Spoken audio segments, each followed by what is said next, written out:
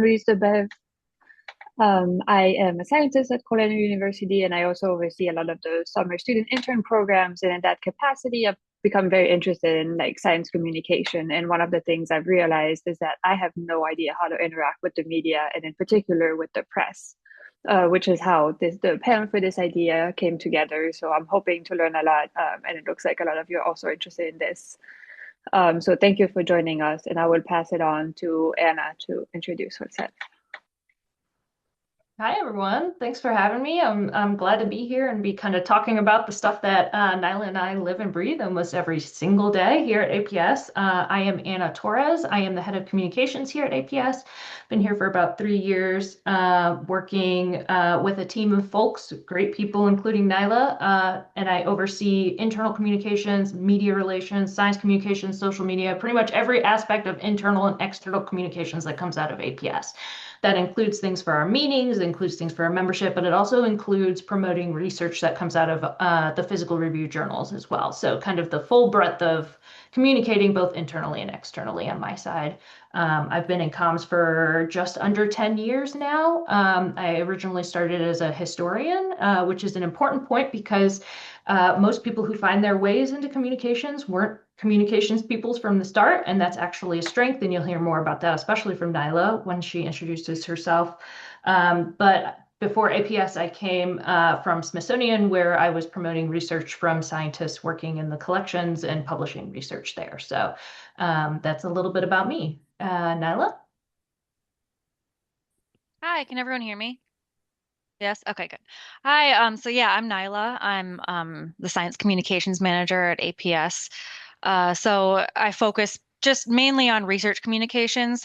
Anna focuses on the whole umbrella of communications at APS. I focus on science communications. So I've been in, and I'll explain that a little bit later. I've been in my role about a year and a half. So I manage press communications for new research coming out of the Physical Review Journals portfolio and research that's being presented at the APS meetings like the Global Physics Summit, which is taking place in Denver this March. And before that, I worked as a science writer at AAAS. They have a science press package that they distribute to thousands of journalists every week. So I was a writer for that. Um, and before that, I was an engineer and scientist. And in grad school is when I really got interested in science communication. And that's what led me here. Awesome, thank you both. So the way the conversation is going to work today, our panelists have prepared some slides that they're going to show you. So we will walk through that, and then we have some prepared questions that we're going to go through to kind of get the conversation started and see if that sparks any questions for anyone that's in here. And then in the last 15 minutes or so, we will open it up to questions for everyone. But if anything is unclear, feel free to post in the chat or in the document. And if there's something that needs to be addressed on the spot, we can definitely do that as when necessary. So I think we can get started with the presentation now. Okay, I'm going to share my screen. Let's see. Can everyone see the slide? Yeah, okay. Yeah. All right. Okay, so first I'm going to kind of go into what research communication looks like at APS, and then I'll kind of broaden out and talk about communication to the press in general. So these snapshots give you an idea of the kind of work we do in science communication. So every week we spend time identifying recently accepted papers from the physical review journals that are newsworthy or that we think journalists would just want to know about. And we produce written content to convey the research in an accessible way to journalists through like 100-ish word summaries that go out to journalists in a tip sheet every week, which is basically like a newsletter. So our audiences are journalists at all types of outlets who subscribe to the newsletter, from mainstream to more niche science outlets and trade outlets. And we also serve freelancers. So here you can see short news summaries, sometimes with compelling visuals to go along with them. And then when a paper comes along that's like really big, a groundbreaking study that's particularly significant, like to a specific field, we might issue a press release so that you can see in the middle bottom there. We issued a press release in September for this PRL study where the LIGO Virgo CAGRA collaboration reported the loudest gravitational wave signal from a black hole merger, which coincided with LIGO's 10th anniversary. And then we also put together the press program for APS, big APS meetings like the Global Physics Summit. So here I show one of the daily emails we send out to journalists to give you an idea of the kinds of things we offer them at these meetings, like tip sheets, press events, and general information to help them navigate these giant meetings, which have like 14,000 scientists coming to them. So as Anna mentioned, our communications aren't limited to new research either. Briefly, we issue press releases and announcements for big events or updates in the field or within APS. So for example, we issue an announcement for the winner of the Nobel Prize in Physics every year, or a press release announcing the opening of an art exhibit for the Division of Fluid Dynamics Traveling Gallery of Fluid Motion. And most recently, Anna led the communications for the launch of 2 new journals, including PRX Intelligence, which you can see the press release on the bottom left.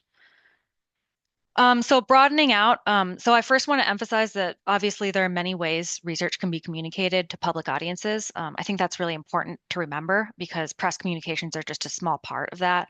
And most research will not make it to the news, unfortunately. That doesn't mean it's not valuable or interesting to the outside world. But yeah, there are different ways to communicate for researchers to communicate their science aside from directly to the press. So social media is increasingly a place where researchers can communicate their research directly to the public in an impactful way. And journalists will sometimes use social media to find story ideas. And then there's also newsletters, blogs, websites like The Conversation, which researchers can pitch editors directly, or even public events like science fairs. And then within press and the news media landscape, there are many different formats, documentaries, podcasts, mainstream and science and trade outlets that focus on specific fields. So the work that we do here at APS mainly targets those last 2 bullet points, the media outlets, the mainstream and science media outlets. So communicating science to the press often involves not just the researcher and journalist, but a press office staffed by public information officers or PIOs. And that's basically what I am. I'm a PIO. And journalists, basically, they get tons of pitches and they have many ways of looking for story ideas.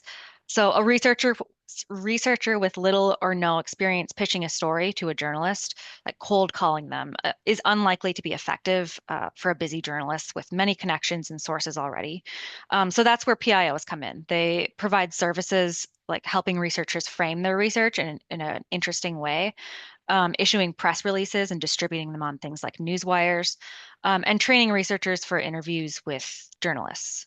So this is not only to communicate science more effectively and compellingly, but also to avoid situations where a researcher accidentally says something that puts their reputation at risk. So this slide outlines the similarities and differences between the science PIO you'd work with at your institution's press office and a science journalist. So obviously there are important differences in how they function, which you can review when we send these slides over to you. But there are some key similarities as well. So both journalists and PIOs are there to promote scientific literacy by communicating science to broader audiences. And in that vein, a good journalist or PIO is focused on ensuring that the way they convey research is accurate and avoids hype. And for those of you who might be interested in pursuing a career in science communication or just career opportunities like freelance, both of these roles, of course, involve a lot of writing. And freelancing isn't just limited to journalists. There are plenty of science writers who produce content as freelancers for research institutions. So I'm not going to go into all the details in this slide, but this gives you an idea of what sources and strategies both journalists and PIOs use to find compelling or newsworthy research. So if you've had a paper accepted in a journal, and if the publisher has a press office like what we work in at APS, it's likely that someone has come across your abstract and considered it for promotion to the press. Similarly, a journalist might see your abstract on the journal's accepted papers page or through a weekly tip sheet like the one that we put out, which contains the lay summaries of the new research. Or if you've submitted an abstract for a big meeting like the Global Physics Summit, it's possible a journalist or PIO is looking through those abstracts, scanning them to find research to potentially cover. So this is why, as a researcher, it's really important how you structure and word your abstract, particularly because that's really the first thing that PIOs and journalists are looking at. And since we review abstracts regularly, like that's something that we do on a regular basis, we can identify when it seems like the researcher is hyping a little, or we can tell when an abstract is too technical to spend too much time considering. And we can tell pretty quickly if a study is incremental. So we really spend like a very short amount of time on every abstract. So it's important to get your message across as quickly as possible and in as compelling a way as possible. So that leads to my next slide. What actually makes results potentially newsworthy? And this is a very subjective question, but in general, we search for research with one or more of these characteristics. However, these characteristics alone don't guarantee news coverage. It could be that a reporter finds a study interesting, but it's just not the right time. Something bigger is happening in the news cycle, or they might find it interesting but want to save it as a reference for a more big picture story. So it's very hard to tell if something is going to catch in the news, but the best we can do is increase the visibility of interesting research.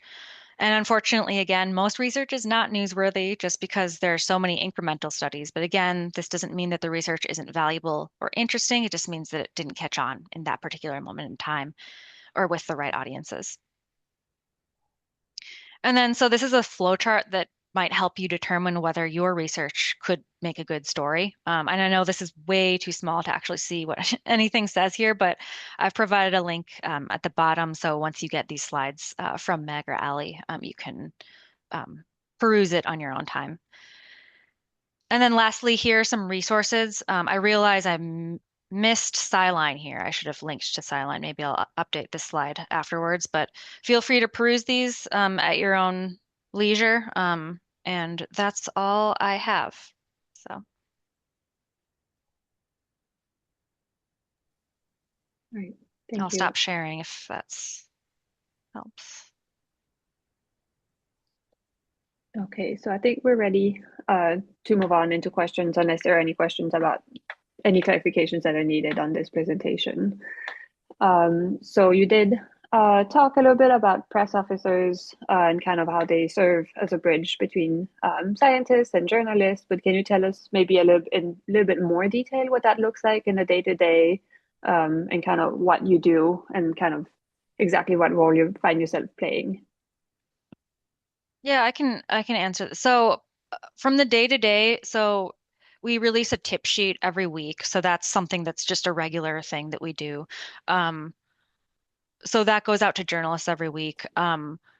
Essentially, we're working with researchers as well. So we're having them review all of these summaries and any content we put out for journalists, we're having researchers review them for scientific accuracy and to make sure that they're good with the way that we're communicating the research. And then once it's out there, it's really we basically are trying to monitor how effective it is, how many clicks we're getting from journalists to figure out what it is that they're really looking for. So we're really trying to keep up on research trends. So that's one thing. If journalists are interested, they'll email us in response to a tip sheet, for example, asking for a paper or for to connect them with the researcher.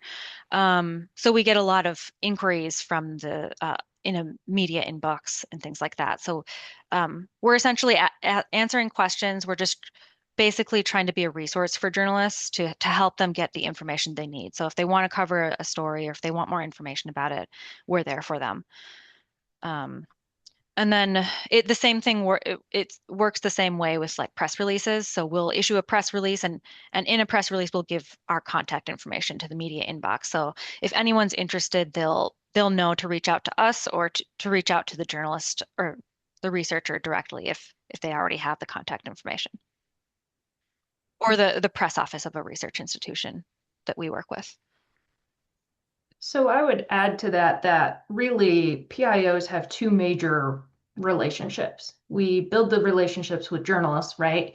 Because news coverage is so often, because journalists are receiving literally hundreds of pitches every single day, relationships come into play pretty substantially with journalists, right? And so PIOs form two major relationships, the one with journalists and then the ones with the researchers, right? And we kind of play the middle ground between them on the daily basis. Now, it could look different depending on what institution you're at, right? Nyla and I are speaking here today as PIOs at a scientific publisher and a membership organization. So we have actually less relationships with researchers than we would perhaps a PIO who's maybe at a research institution. And that's because we have access to the source material, essentially, right? We know it's getting published before it's getting published. Whereas a PIO at your research institution, for example, may have a stronger relationship with you and may be in your inbox more often saying, hey, what are you working on? Or if you don't know that you have a PIO, that is something you could initiate as well. You know, if you have a paper coming down the pipeline, for example, you may want to give your PIO heads up.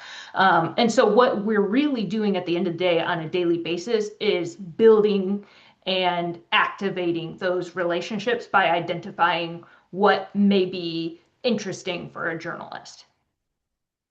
Yeah, and that's great because that leads into another question, which is for those of us that are at an academic institution that I didn't even know that we had a PIO here.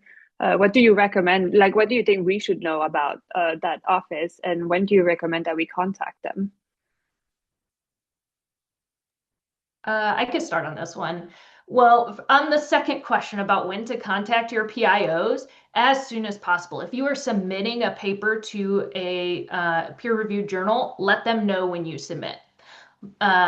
Most press officers will come back to you and say, okay, what's the who, what, when, where, and why, right? Like, what did you do? How did you do it? What did you find? And why did it matter? Those big four things are really what any press officer is going to use to kind of understand what the value of the research could be from a journalist perspective.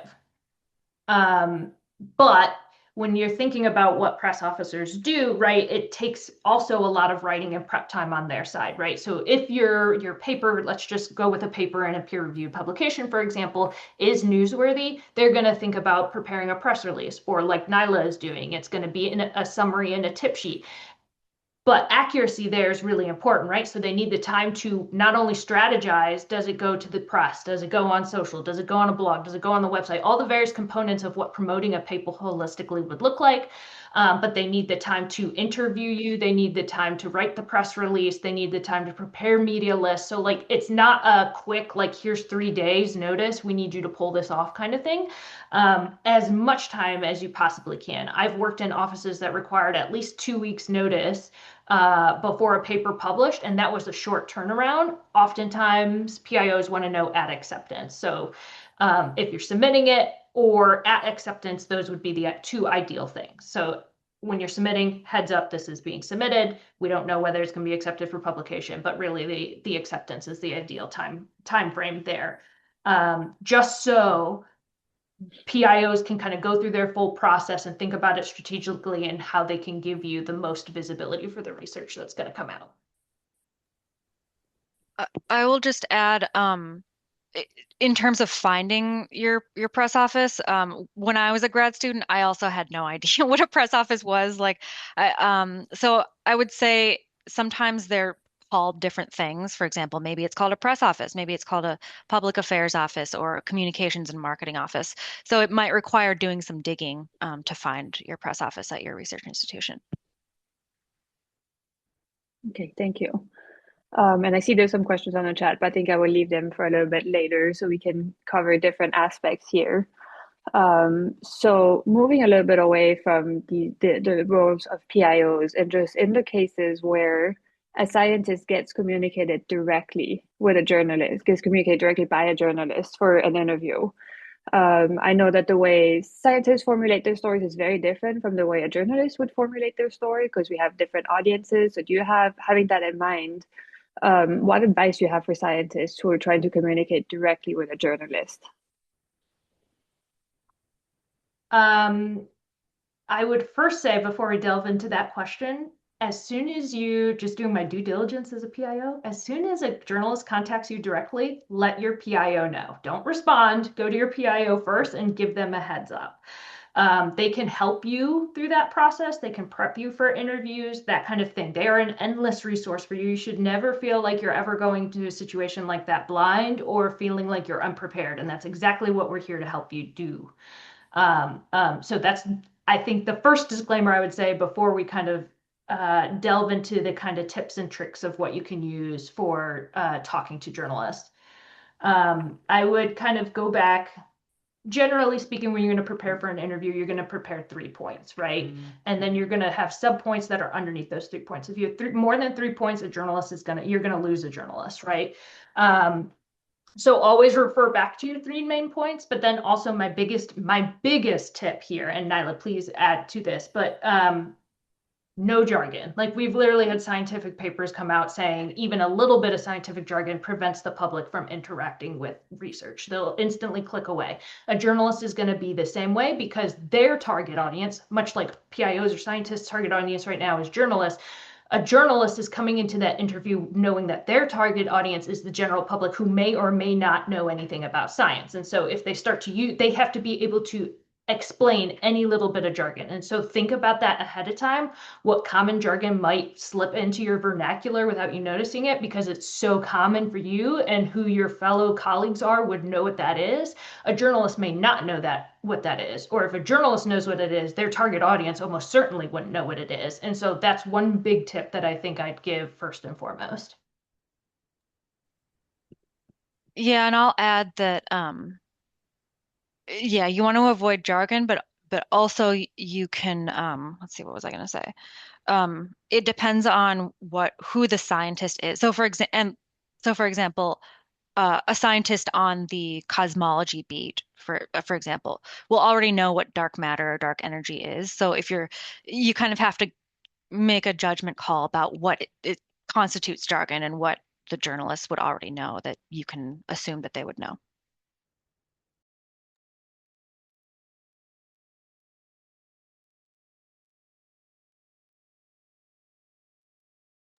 I should unmute. So thank you. And so based on what you said here, from the experiences that you've had, what are some skills that you think are useful for researchers to have to be able to communicate either with PIOs or with a journalist? And I'm asking this also in terms of like, what skills can we work on as journalists to be better prepared for this? Avoiding jargon being obviously one of them.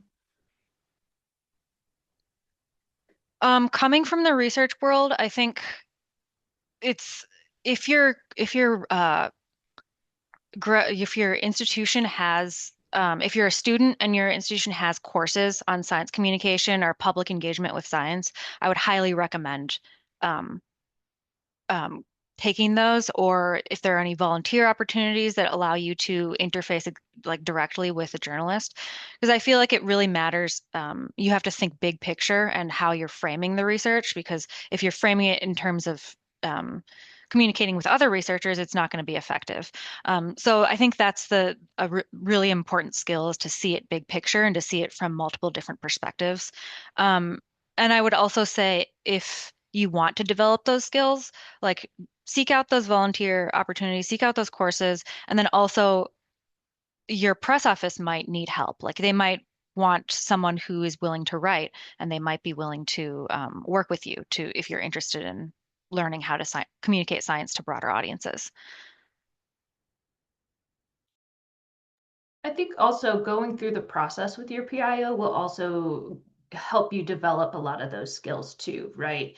So what will normally happen in a process, say, for example, for a press release, a science writer will interview you from your press office, will interview you, learn about the research, they'll read the preprint or the paper, or your version of the paper, right? And then they'll go away and they'll write a press release. And that press release will ultimately end up back in front of you for scientific review. When you go through that reviewing process, it will be a negotiation between you and the PIO about what can and cannot happen. And so just pay very close attention to what the PIO is telling you can and can't happen, because those are the things that are most common across all press materials or communications too. So it's a little bit of a hands-on learning there that will help you gain those skills too. And then, so moving past that, imagine that, one of us is doing an interview, um, and somehow either the facts get misconstrued and published, and something is either wrong or the scientist feels attacked. So any form of bad press, how would you recommend that we handle those types of situations?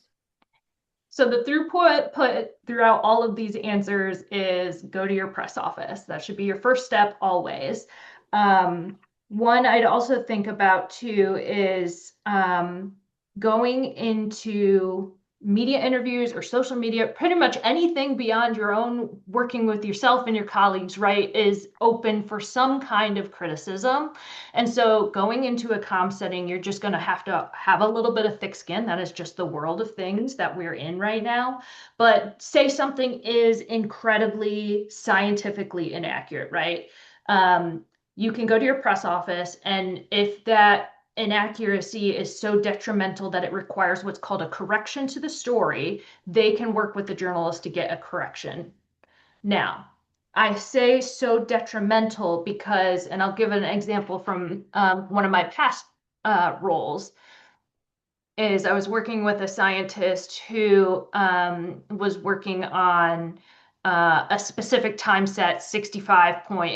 It was the dinosaurs went extinct 65.3 million years ago versus 65.32 million years ago, right? And and I just throw those numbers out there because I don't remember what the actual numbers are, so don't quote me on that.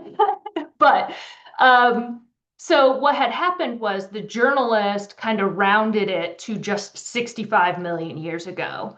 And the scientist felt really strongly that that was inaccurate.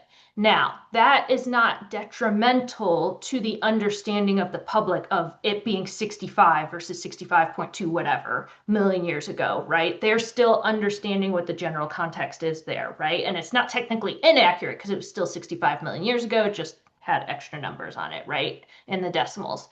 So that is not something that would have a correction issued for it.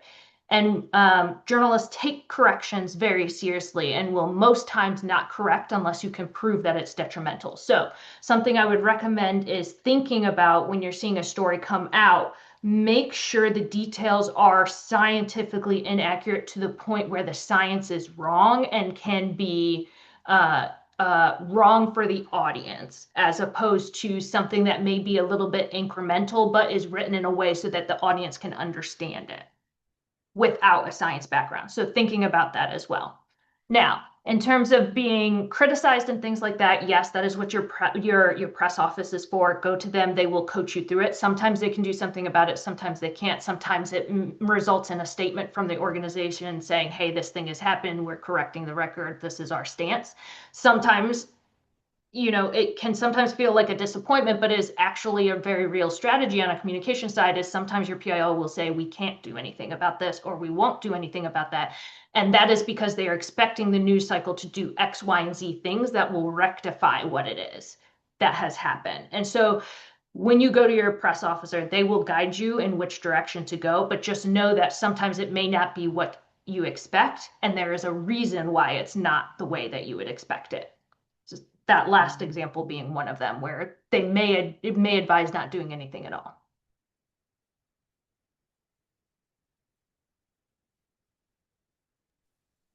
Okay, and Nyla, I don't know if you have anything to respond. Otherwise, we can move on to the next question.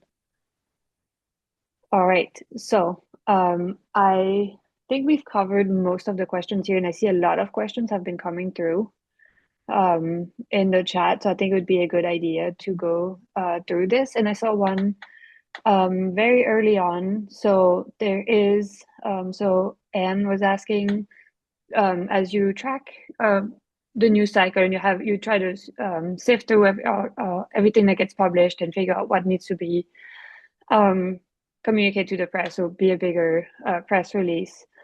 What, and this might be a complicated question, what role does AI play in sifting through all of this, or what role do you think it will be playing in the future in sorting through all of this information?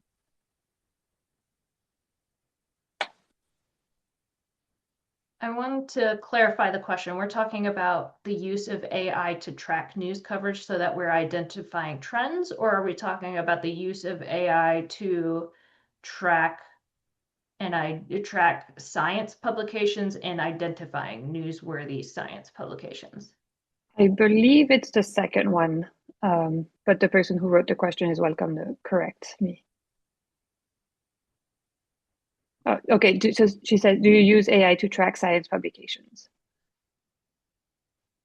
We do not. So in our day-to-day, and Nyla, feel free to chime in here, but essentially in our day-to-day, when we are going through our own publications, so for clarity, this is going to depend on whether you're a PIO at a research institution or a publisher. So we only promote research that's coming in through our journals, and so therefore we are just looking through the abstracts, essentially one by one, looking for keywords and things like that. Whereas a PIO at a research institution is really going to depend on scientists coming to them and saying, or them coming to you and saying, hey, what do you have cooking in your lab today or soon? But we haven't explored the use of AI in either of those yet that I'm aware of. Yeah, I don't use AI to, sometimes I'll use ChatGPT to like help me understand research trends in general, just like get an idea for what what would be newsworthy, but this is just kind of like an just assistant, like a tool. Um, we don't use AI like to automate finding abstracts. I think right now with the capabilities of AI, I would worry that they would find stuff based on like you would have to design a prompt that would be effective because if you're just searching for like, I don't know, specific keywords, like it's for me, finding keywords or specific topics doesn't really tell you whether there's a story in research. I'm sure that there could be ways to do that, but yeah, I don't use that, or we don't use that. We do use a variety of other tools, though, things like Altmetrics Explorer, for example, that tracks where a publication kind of ends up and then assigns essentially a visibility score. There are some caveats to that kind of tool, but we can then look at those numbers and in theory identify kind of trends that might pick up more news coverage, and that kind of thing informs whether we pick a study to promote or not. But no, I wouldn't say it automates it, as Nyla said. Okay, thank you. I am going to switch gears a little bit because I see a question here that's asking for a clarification. So the question is, you seem to be using science communication and communication of science interchangeably. In your view, are they different practices? I can take this one because this is something that like was very confusing to me tra moving from graduate school where science communication was introduced to me in a specific way where it was more big picture, just communicating with broad audiences, public engagement, things like that, to what I'm doing now, which is science communications, which is like basically comms. It's like p public relations. It's really trying to communicate with press um, in a specific way, in a specific ecosystem that I wasn't really familiar with. Um, and that's just again like what I mentioned in my presentation was that's just a small aspect of science communication. Science communication can be much more broad in terms of audiences and the ways that strategies that you use and the formats and platforms that you use to communicate science. Like for example, a peer-reviewed journal is a way to communicate science, but that's for research communities, not for broader audiences. And as a follow-up to that, how does trust fit into the science news ecosystem?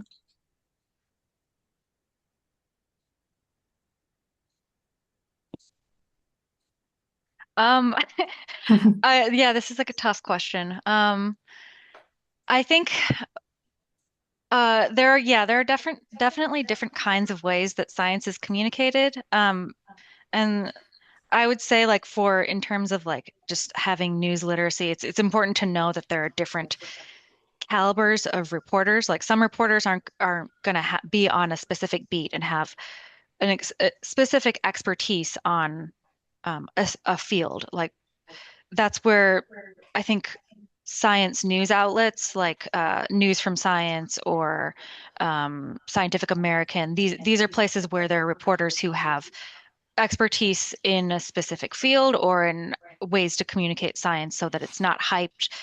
It's focused on accuracy, whereas there are some things, some stories that are very clearly hypey. And I think both from the PIO world and from the journalist world, you really have to like, I think in terms of trust, it's really important to identify those journalists and PIOs that are not going to hype research and are going to present all different viewpoints.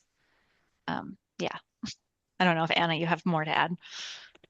I would point out, this is kind of adjacent to this question, but something that Nyla raised that flagged this for me in my brain is that there is difference in how this trust works too, based on whether you're a journalist or you're a PIO, right? And so I mentioned earlier the process of how press releases work. You know, somebody in the press office will go off, write the press release, and then share it for you for review. That happens because it is absolutely crucial that the PIO gets the science right, right? We don't want to communicate something that's inaccurate from the press. And so that's really important. That builds the trust between the PIO and the researcher, but also between the PIO and the journalist, because the journalist in question knows that they're getting something that's accurate and has been vetted.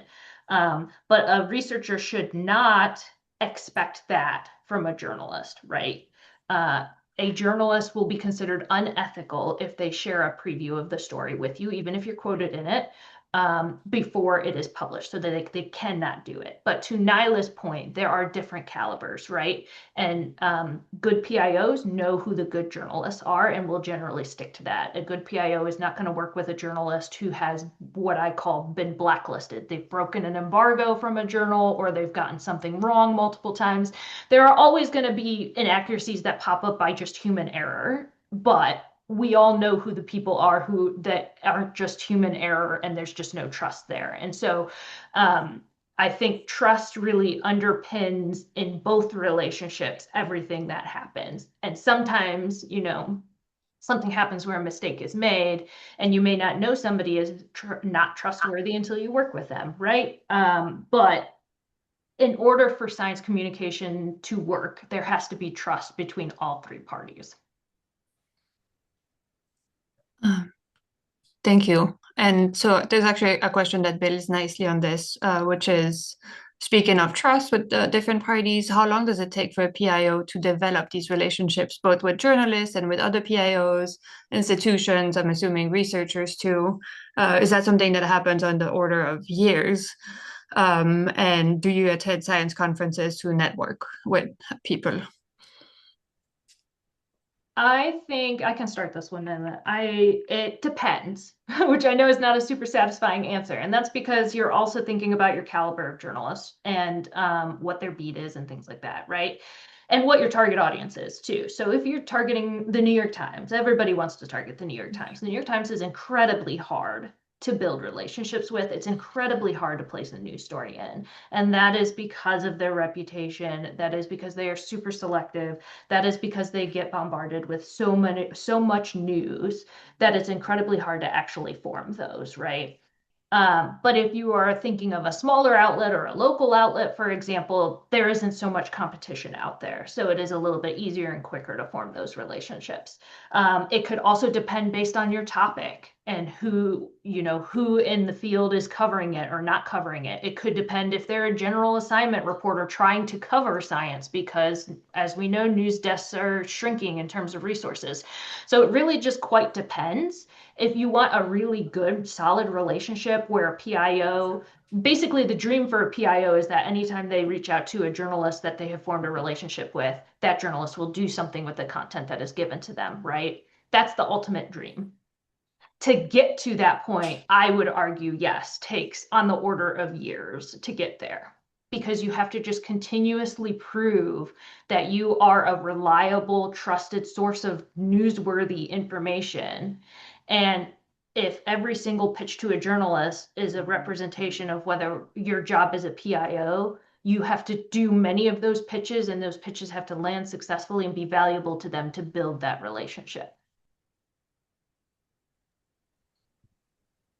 Yeah, I'll just add, having been in my role for a year and a half, yeah, it can be a very long process. And also, I've learned from my experience that it's not just about like the number of pitches you make to them, but it really needs to be, I think to Anna's point, it really needs to be valuable to them. You have to make sure that you're only contacting them when there is a really big story that they could actually be interested in covering, not just trying to promote everything to them. So, Yeah, and to Nyla's point there, that's why sometimes if you go to your PIO is going to say no.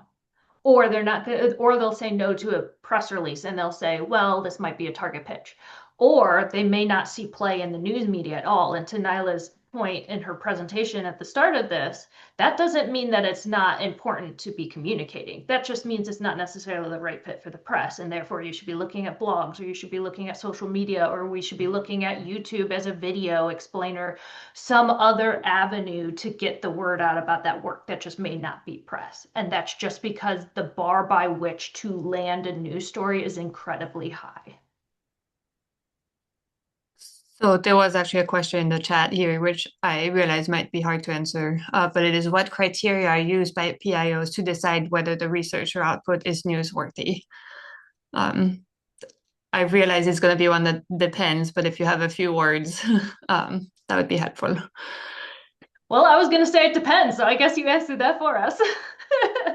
Nyla, do you want to touch on this one? We have a few kind of things that we think about.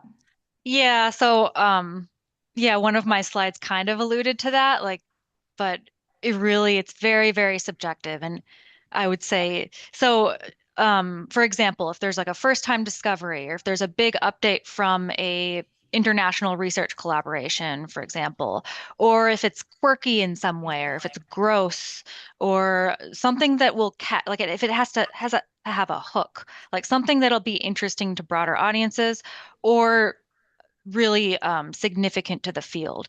And again, like just those doesn't guarantee that it'll get covered in the news. Like it needs to be, it's about like timing in terms of the news cycle.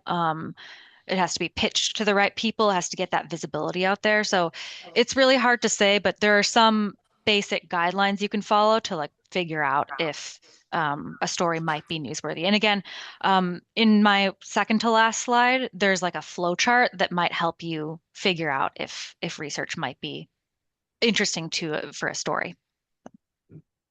And then I'd also say, think about what catches your eyes in your own feeds. When you're reading a news story, what was it about the headline or what was it about the story that caught your eye, right? That's essentially at the end of the day what PIOs are looking for and what journalists are looking for, something that stands out. It's the first, it's the last, it's the biggest. You know, it is Game of Thrones just came out and here's this research about dire wolves. It's about timing. It's about all of these things, but it's never just one thing. And whether it's that one thing one time that worked, it may not work the next time. So at the end of the day, it still just like really depends and can be a number of any of these factors.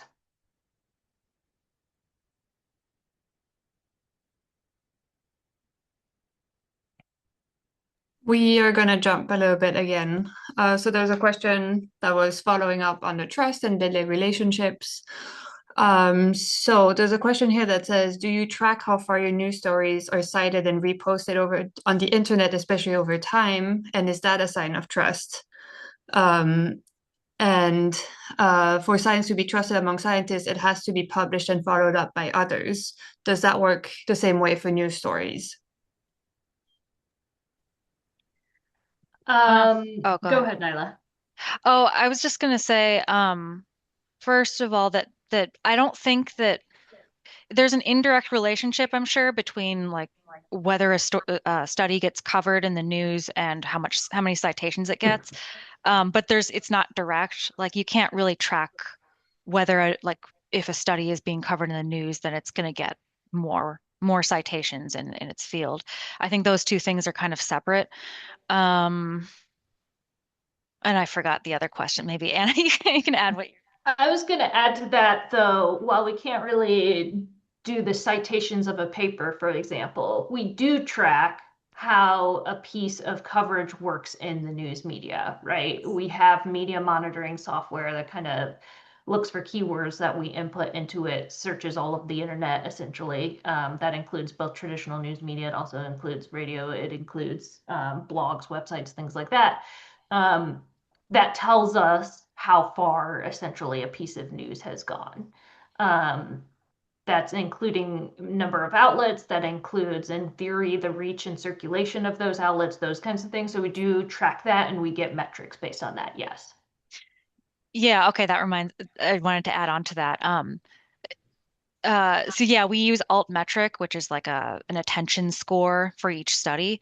And it'll t tell you how many times the study was both covered in an original story and syndicated by an outlet. So that means that a story was just reposted on another website. So that's the kind of like the visibility of the study, is we track that in terms of the news coverage. Um, but th that doesn't mean that the study is particularly impactful to the field. Like I'm trying to think of an example where something went viral, but it was a study that was just fun. It would like so there was a study that we published about like the physics of skateboard pumping, and that's really fun. Like that got syndicated and that got tons of news coverage, but that's not going to make a huge difference to whatever physics. Like it's a fun study that, yeah, if that makes sense. It does make sense. But yeah, and so following up on that, do researchers sometimes want press coverage to improve the chances of the research getting funded? Is this something that happens, or is this a problem? Should we be seeking press coverage to increase our chances? I can say that I have certainly been approached by countless scientists who say, I need a press release for this thing that is not newsworthy, because they have that motivation, which I totally understand. But unfortunately, those things are at odds sometimes. And that's, again, where I think this is where your PIO is kind of going to guide you towards other opportunities if it doesn't make sense necessarily in the press. I wouldn't say don't go to your press officer because you think, only because you think your paper needs future funding, right? Visibility for future funding, because they might say no. I'd still say go to them, and they are a strategic partner to help you think through how you can still achieve that goal. It just may or may not be in the press.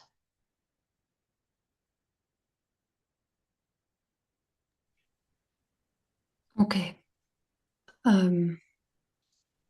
Yeah, and so I see one follow-up question on that mentions the media monitoring software, and does AI play a role in that? I think there are a lot of questions about AI on all of our minds currently.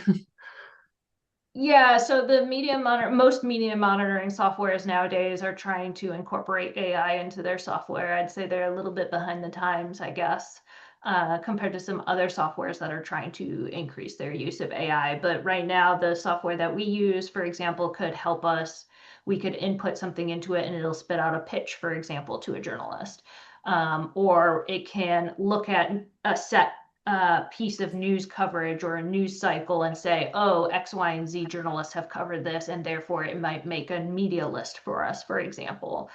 So yes, it's starting to be incorporated, though I think, I need to put the huge caveat in there that it's still not very good at doing it. And so like, we're way a ways off of it actually being useful, I think, for us.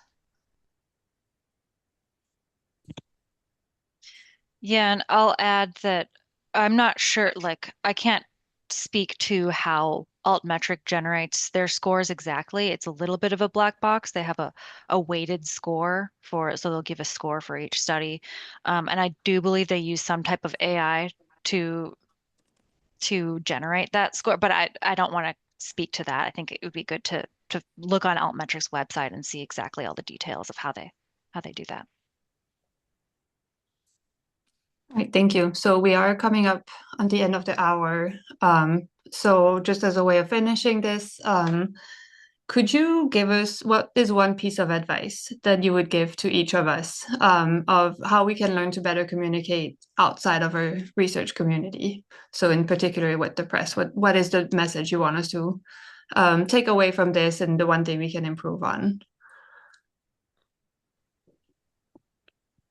The first thing that comes to mind for me is really thinking about your target audiences, plural or singular, and your communication goals. I think once you have that outlined, like it'll be much easier to figure out how to communicate your science in different ways and on different platforms. I was also going to say, do your research on your audience, right? Put yourself in their shoes. Most of the time, when you're communicating on the internet, folks, for example, are reading traditionally at a ninth grade level. And so then knowing things like that about your audience, find out all you can about them, and then tailor whatever you're saying to them based on what they need. Like you need to meet them halfway just as they've got to meet you halfway. Thank you. That is solid advice. So thank you both so much for attending this panel and answering your questions. Thank you to everyone in the audience for providing a lot of questions. I hope you all learned as much as I did.